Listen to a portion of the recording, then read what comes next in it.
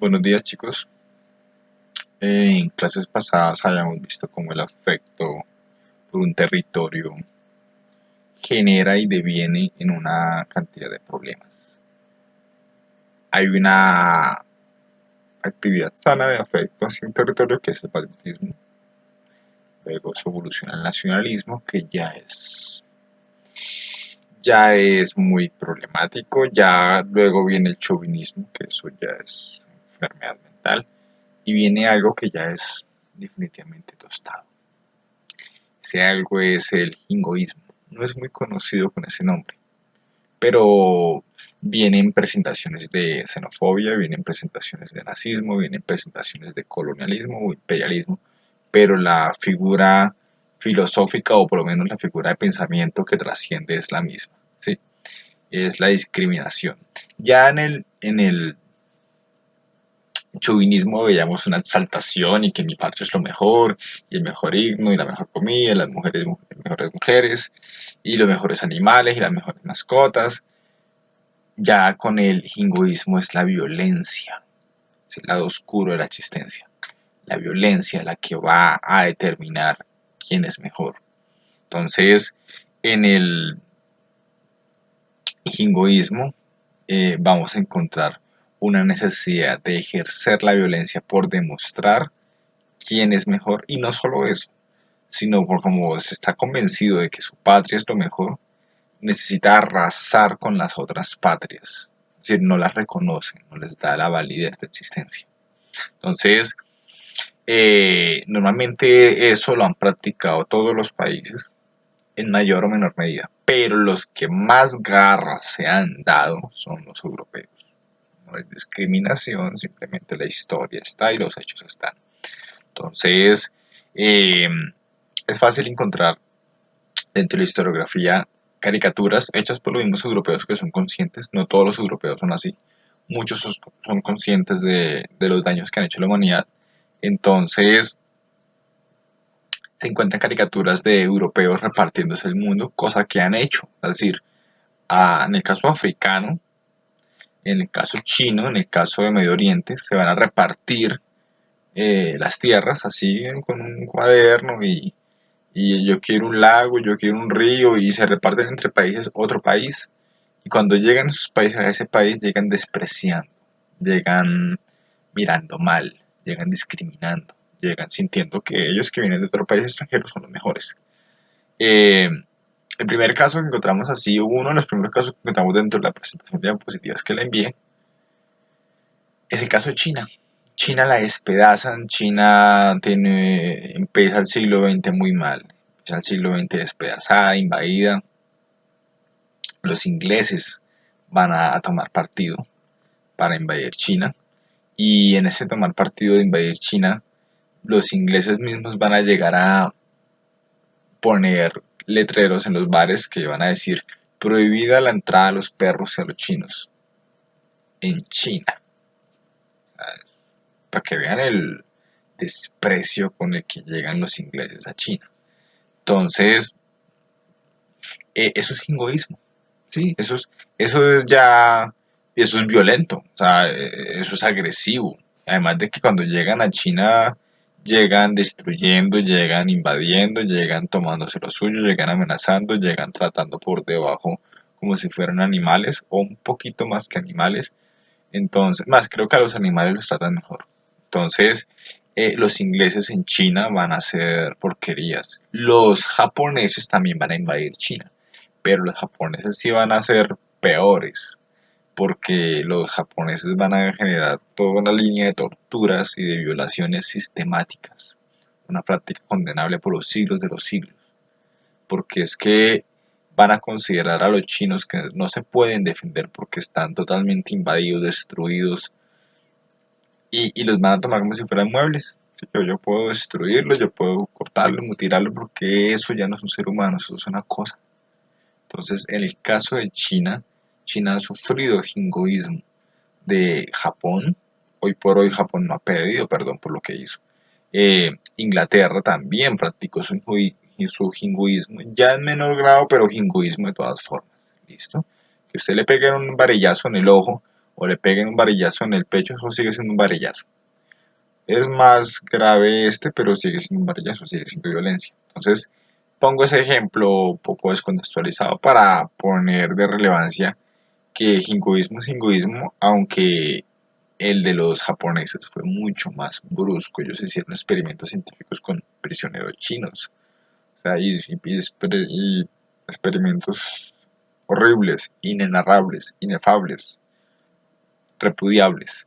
Entonces, eh, otra forma de jingoísmo que van a ejercer los países van a ser Estados Unidos. Estados Unidos cuando llega, eh, pues ellos se ubican en una franja del territorio y van a estar así mucho tiempo, 13 colonias en ese territorio. Luego, por diferentes anexiones o porque se les da por decir que atrás de ellos no vive nadie, aunque eso estaba con indígenas, pues se toman a la llanura y tendrán una frase para sí mismos que es que el indígena inocente es el indígena muerto. Allá no hubo mestizaje, allá la combinación indígena inglés no era posible porque eso era como combinarse sexualmente con un animal, les daba asco. Los indígenas les parecían animales que hablaban como los loros y que podían aprender a saludar como los perros, algo así. Pero no va a haber un aprecio por los indígenas, razón por la cual como no hay un aprecio, no hay una estigmación, no hay un otorgamiento de la dignidad, no hay un reconocimiento del otro, pues se les hace fácil que esa tierra no está habitada. Negocian de pronto con los españoles que tienen por ahí tierras, con los franceses, pero hacen de cuenta que esas tierras están deshabitadas. Los franceses llegan en la misma lógica y se venden un sector grandísimo que se llamaría la Luisiana, se anexan ese pedazo, pero se lo anexan con indígenas y todo. Los indígenas los sacan a sangre y fuego.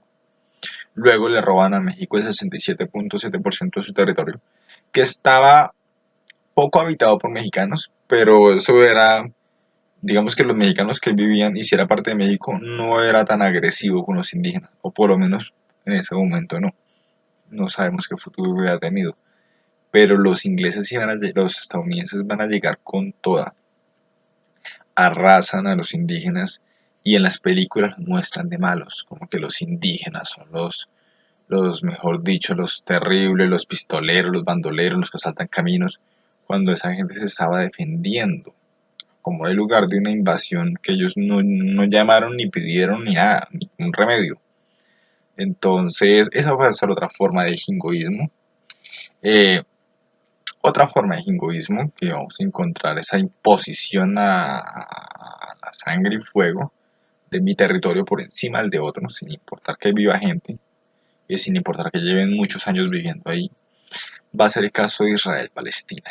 Ese es un caso más complejo que en otros grados podrán ver en otras asignaturas con mayor profundidad como historia. Pero en este caso lo que nos compete decir es que Palestina era un país en 1948 que se había independizado más o menos unos 30 años atrás de un gran imperio, pero los palestinos, aunque se hubieran independizado, ya llevaban ahí sus buenos 1900, 1800 años ahí instaurados, ¿sí? Los judíos también vivían ahí, pero los judíos fueron expulsados por los romanos en tiempos del Imperio Romano.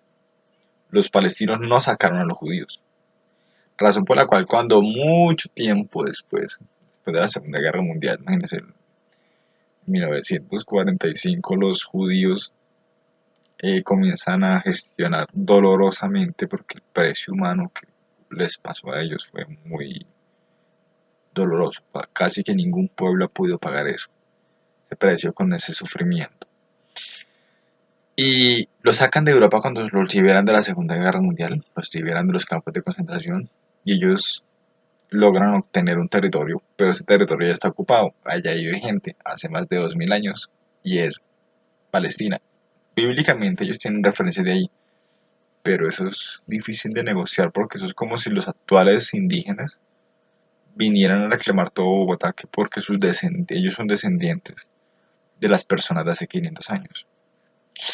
Evidentemente la situación de los indígenas no es la misma que sufrieron los judíos, porque es que la situación de los judíos fue bastante dura, bastante directa, bastante difícil, bastante complicada, bastante cómplice con muchas sociedades que contribuyeron a su dolor, muchas otras no, pero otras bastante sí.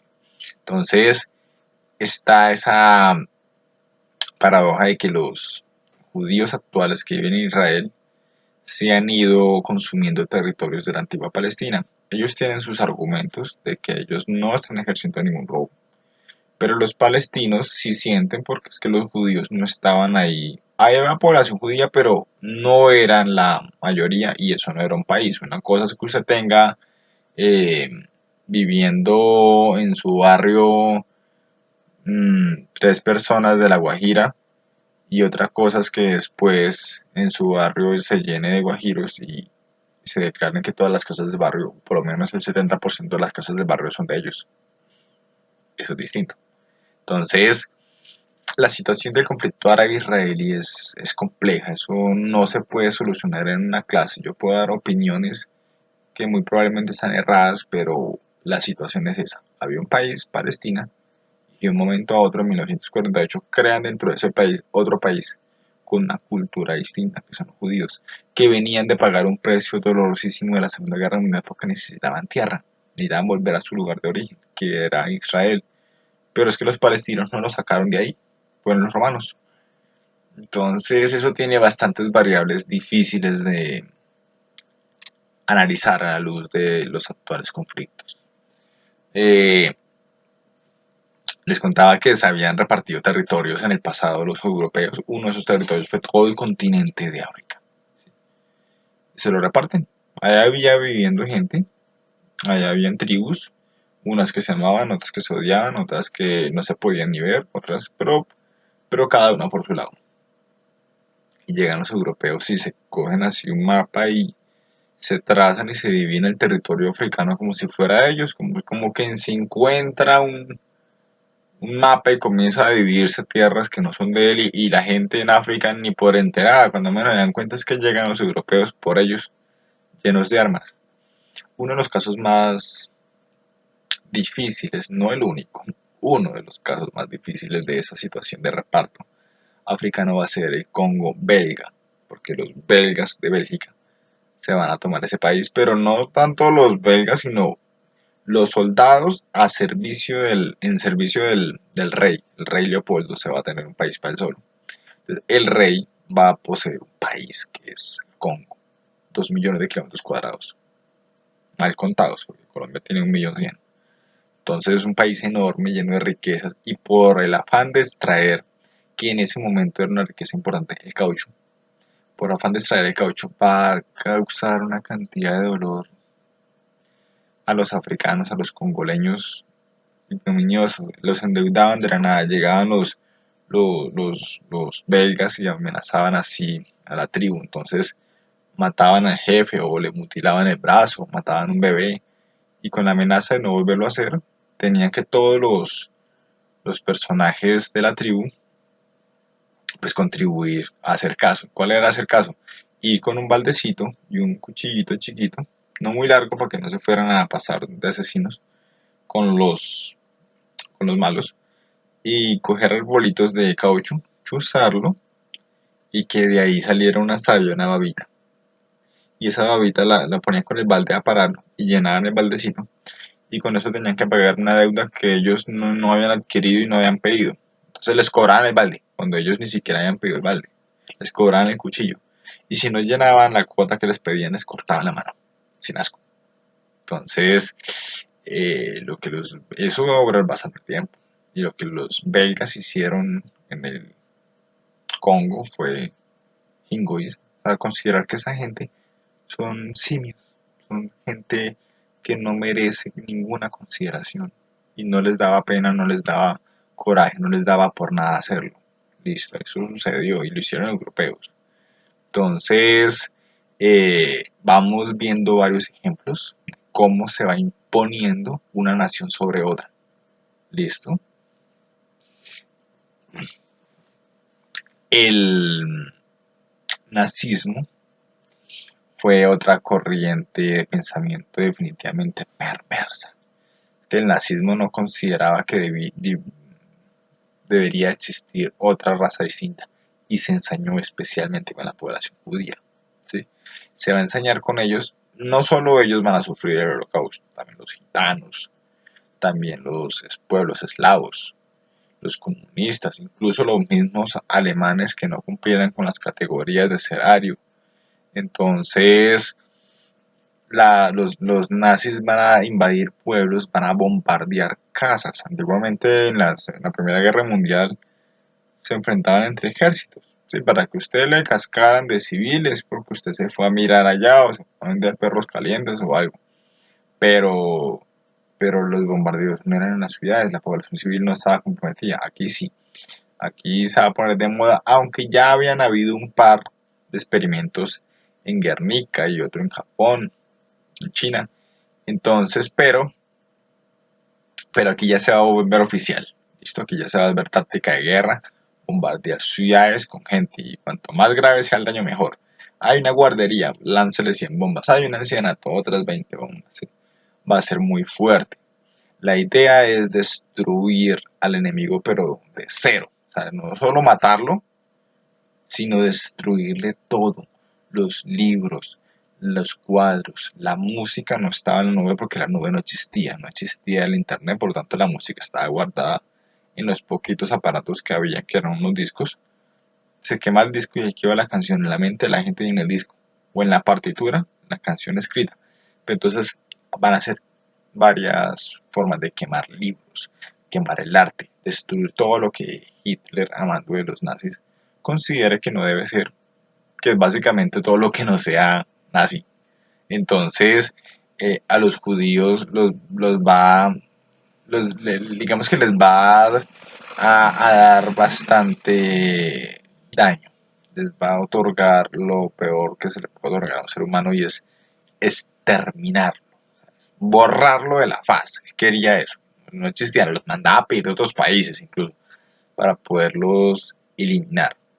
Eso que hizo Hitler es algo que uno debe también condenar por los siglos de los siglos, porque ninguna sociedad merece eso, ninguna, por el hecho de existir. Además que los judíos también tenían una larga tradición de discriminación a lo largo de la Edad Media.